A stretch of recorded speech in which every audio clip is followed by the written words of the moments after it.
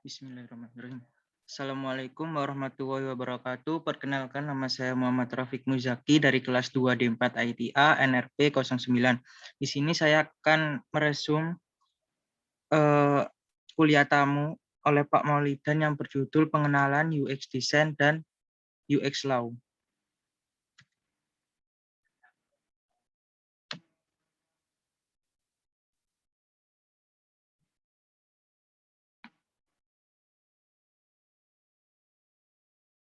Nah, untuk pematerinya itu Pak Maulidan dan juga ini beberapa itunya CV-nya dari beliau. Kemudian ini liputan-liputan medianya beliau, kemudian ini produk-produknya beliau, ini customer-customernya beliau, dan ini Rosid Institute yang didirikan oleh beliau. Dan ini produk Expedition Platform yang beliau kerjakan yang untuk acara yang di bench waktu itu. Oke, nah masuk ke materi yaitu pengenalan UX Design. Nah, menurut detik.com itu UX Design itu salah satu pekerjaan tingkat nomor 5 hard skill yang dibutuhkan di lapangan pekerjaan. Nah, pentingnya ilmu UX Design itu digambarkan seperti ini, seperti website ini. Bisa dilihat perbedaan website yang kanan dan kiri lebih bagus yang kanan dikarenakan UX-nya yang lebih baik. Kemudian ini juga yang lebih bagus yang sebelah kanan. Kemudian insight, kemudian insight itu warnanya jelek, navigasi websitenya membingungkan, dan cara sikapnya terlalu ribet. Kalau sains itu pilihan warnanya melanggar palet, kemudian call to action-nya button-nya belum diterapkan, terus batas attraction-nya cost-nya juga dilanggar. Dan ini adalah gambaran kalau misalnya UX itu gabungan dari 3 aspek yaitu bisnis, human, dan teknologi. Dan ini MVP, di mana yang digunakan pada UX design itu adalah dikerjakan dikerjakan tidak langsung selesai satu bagan piramid, tapi dicicil, tapi bisa dikerjakan kayak fungsional, reliable, usable, dan enjoyable. Itu bisa, pokoknya aplikasi itu bisa digunakan terlebih dahulu daripada diselesaikan 100% seperti itu. Kemudian UX design dalam product development itu terdiri dari product translation, product revision, dan product operation yang seperti gambar di bawah ini.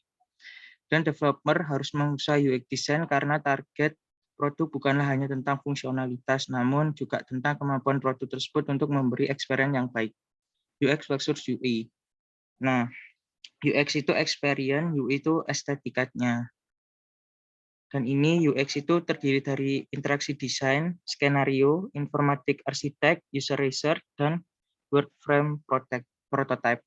Dan kalau UI terdiri dari virtual design, colors, graphic design, layout, dan tipografi.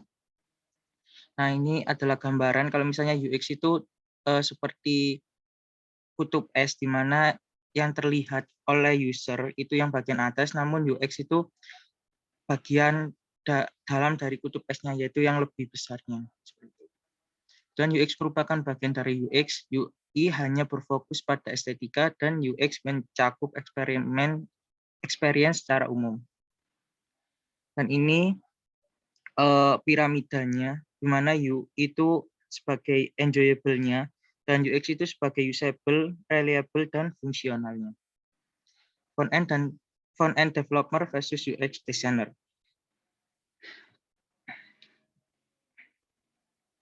Ini adalah gambaran dari front-end development dan UX designer. Dan ini beberapa platform-platform yang digunakan.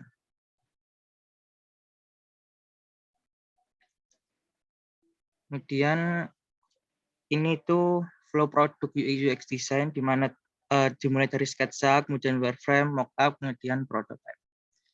Kemudian layer-layer dalam UX element. Yang pertama itu ada strategi, itu aspek bisnis dan user. Kemudian scope, itu aspek fitur atau konten. Struktur, yaitu aspek flow products, kemudian skeleton, aspek interaksi user, dan surface aspek estetika. Hukum-hukum UI UX dalam layer skeleton. Pentingnya terms dalam keilmuan yaitu ada grade, evaluate, analysis, employee, understand, dan remember. Dan ini adalah buku clean code yang ditulis oleh Robert C. Martin yang mempelajari penulisan code yang baik. Kemudian UX Law terdiri dari information load, waypoint, informative display, gestalt principle, usability, use heuristic. Dan information load itu terdiri dari Occam Razor, Higgs Law, Peirce Law, dan Mirror's Law. Yang pertama yaitu ada Occam Razor, di mana ketika dihadapkan dengan dua produk yang sama, serupa, user akan cenderung memilih produk yang paling sederhana. Seperti yang digambarkan seperti pokoknya user itu lebih suka yang simple karena lebih mudah untuk dipahami dan juga terlihat terlihat bagus gitu. Kemudian ini adalah tampilan salah satu penerapan Occam Razor di mana pada homepage yang sebelumnya kurang simpel seperti yang di gambar sebelah kiri ini kemudian dipotong sehingga akan terlihat menarik seperti ini. Namun ini tanpa mengurangi tetap nanti bisa dilihat atau dijulurkan ke bawah seperti itu.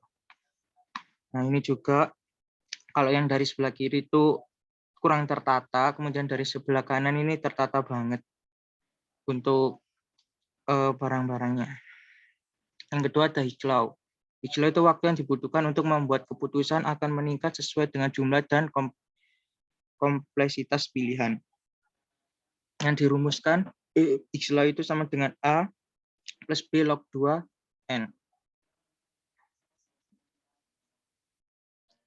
Nah, ini adalah contoh hijau di mana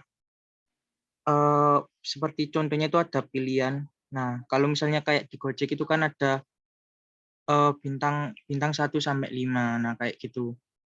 Nah, cuma dikasih pilihan 5 aja, nggak terlalu banyak. Kalau misalnya terlalu banyak, misalnya bintang 1 sampai 10, user juga kebingungan dan experience-nya kurang bagus seperti itu. Dan Mirror's Law, di mana rata-rata masuknya dapat mengikat sejumlah 7 sampai 2 item dalam ingatan jangka pendeknya.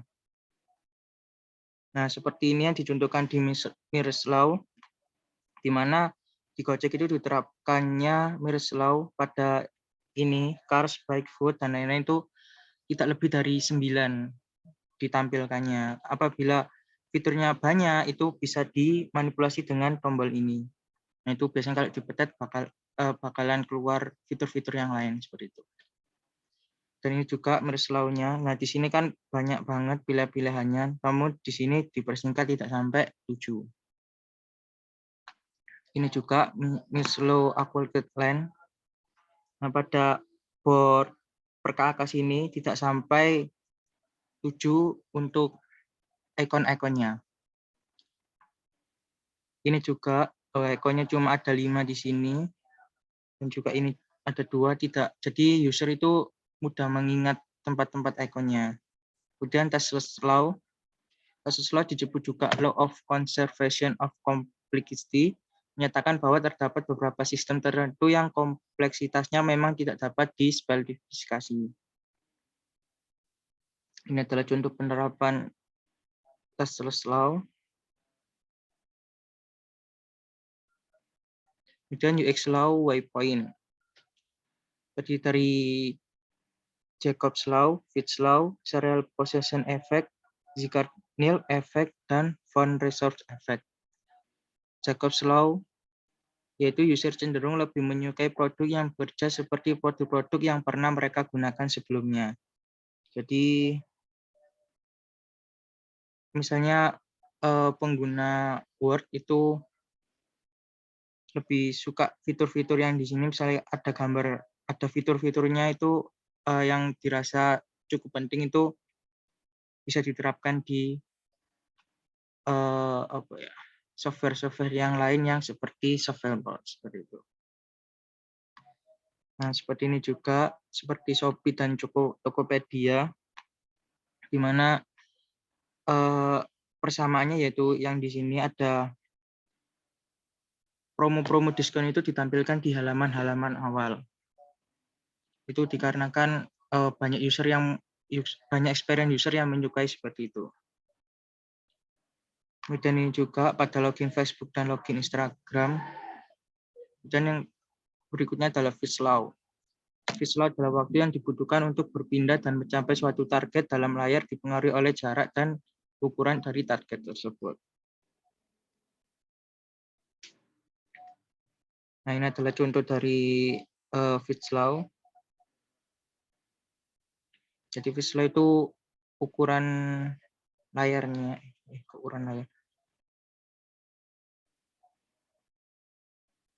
Ya, jadi untuk mencapai suatu target, misalnya ini, misalnya mencapai tombol silang itu ada jaraknya sendiri. Seperti itu. Ini misalnya untuk mencapai tombol ini tuh kalau misalnya di experience-nya laptop itu gampang gitu di sebelah pojok kiri seperti ini, daripada diletakkan di pojok-pojok atas seperti ini, itu bakalan menyusahkan.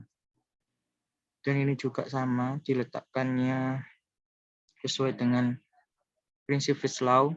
Kemudian berikutnya adalah font resort of effect. Itu ketika ada beberapa objek yang hampir serupa, objek yang paling berbeda akan menjadi yang paling mudah diingat. Seperti itu. Nah, seperti ini. Diterapkannya itu biasanya di pembayaran website. Ya, ada menu-menu pembayaran di website. Itu di mana si development itu ingin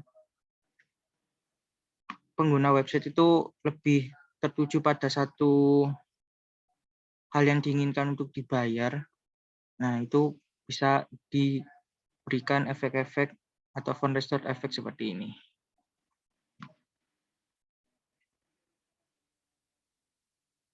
Dan ini juga contoh yang ada di Netflix.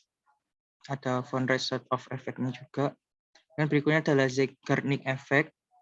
Itu user lebih mengingat teks yang belum diselesaikan daripada teks yang sudah diselesaikan. Seperti ini contohnya, ya, teks-teks yang belum diselesaikannya. Dan serial possession effect, di mana user cenderung lebih mudah mengingat item pertama dan terakhir serangkaian elemen UI dibandingkan item yang berada di tengah. Jadi misalnya dicontohkan itu ada kata-kata, nah itu user itu lebih mudah mengingat kata yang di awal dan kata yang di akhirnya. Nah, seperti ini juga diterapkannya itu seperti apa? Misalnya ini di misalnya apa ya? Kayak Instagram kan. Instagram itu tombol home-nya itu di awal dan di akhir karena itu yang penting. Kayak gitu.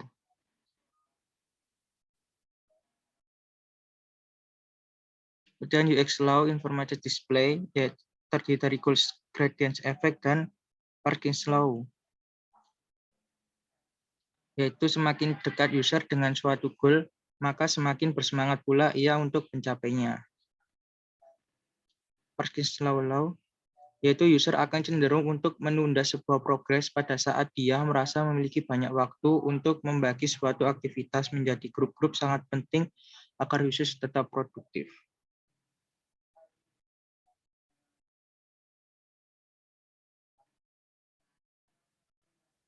Jadi aktivitasnya itu dibagi-bagi sesuai grupnya, itu kayak penerapannya itu kayak di ruang guru itu juga menerapkan Parkins Law.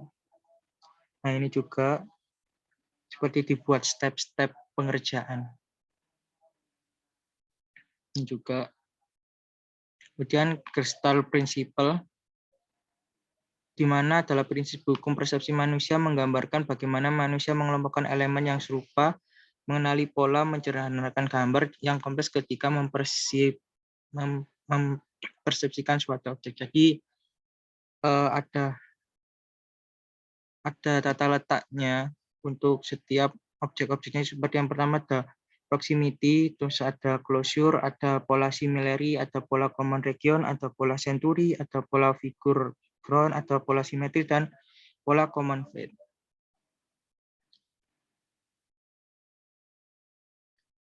Nah, ini adalah pola proximity seperti ini. Elemen yang saling berdekatan akan dianggap sebagai satu kelompok. Kemudian yang kedua yaitu closure, otak manusia cenderung mengabaikan celah dari suatu elemen dan akan memahaminya dalam konteks yang lebih besar. Kemudian yang ketiga ada similarity, elemen-elemen yang terlihat serupa cenderung dianggap sebagai satu kelompok. Kemudian yang keempat ada common region, elemen-elemen dalam suatu area yang dipisahkan dengan batas dianggap sebagai satu kelompok. Yang kelima ada continuity, yaitu elemen-elemen yang diurutkan dalam sebuah garis atau kurva dianggap sebagai satu kelompok. Dan ada figure and ground, yaitu otak manusia secara alamiah akan mengenali jika ada suatu di depan atau di belakang. Dan simetri, otak manusia menganggap elemen-elemen yang simetris sebagai sesuatu yang teratur. Kemudian common fate, elemen-elemen yang bergerak secara searah dianggap sebagai satu kelompok. Dan usability heuristic.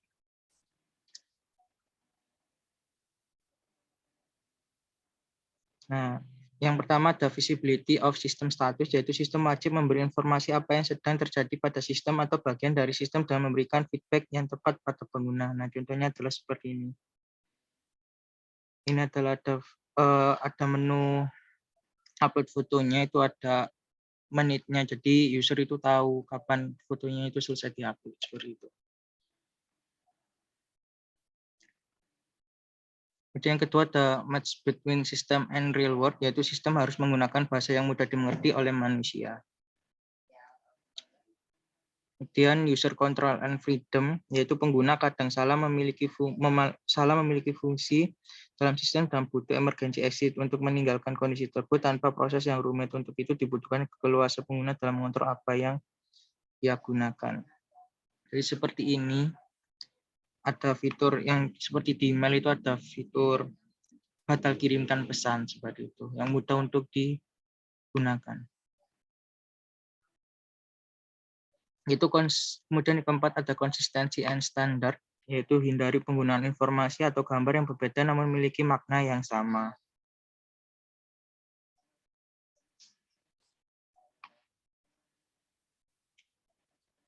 Berikutnya error prevention, yaitu sistem didesain dengan kemampuan dapat mencegah penggunaan untuk melakukan kesalahan.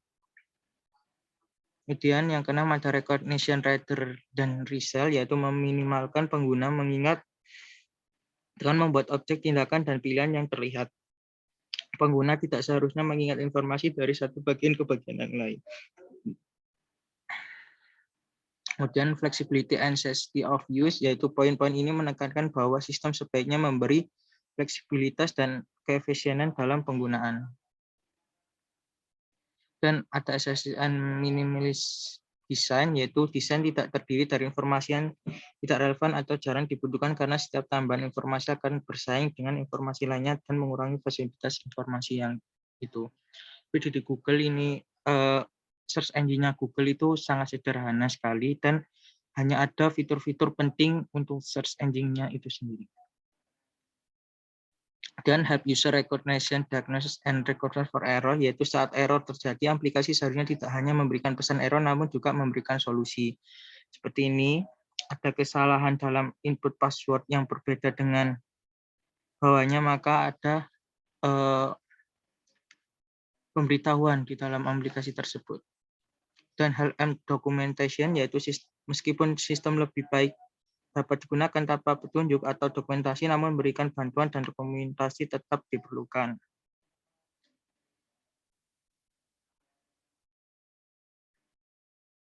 Kemudian tips-tips untuk UX designer, yaitu semakin agile timmu penguasa konsep UX dalam tim semakin dibutuhkan. Dan kerjakan UX secara inkremental dan interaktif, tidak semua hukum harus diterapkan di awal iterasi. Yang ketiga, UX design harus pandai adaptasi dan berkompromi. Dan yang keempat, ilmu dan experience harus ditumbuhkan secara merata. Oke, sekian resume dari saya, kurang lebihnya mohon maaf. Wassalamualaikum warahmatullahi wabarakatuh. And stay safe.